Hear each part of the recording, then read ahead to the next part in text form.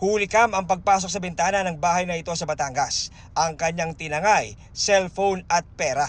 Sa bahay namang ito sa Batangas pa rin, di lang nagnakaw ng laptop ang kawatan, nag-food trip pa sa nilooban niyang bahay. Sa hiwalay na kuha ng CCTV, nahagip ang pagdaan ng suspect sakay ng pick-up na kanya ring tinangay sa isang bahay na kanyang pinasok. Ginamit pa niya ito sa pamamasyal sa Batangas na umabot pa sa Kalatagan.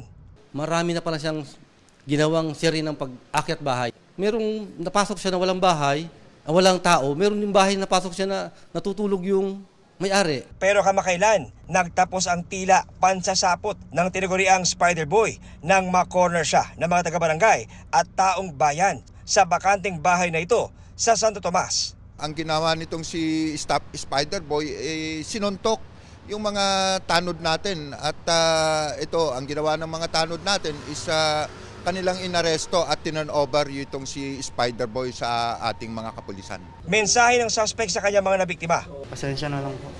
Patawarin na lang po ako ng mga tao.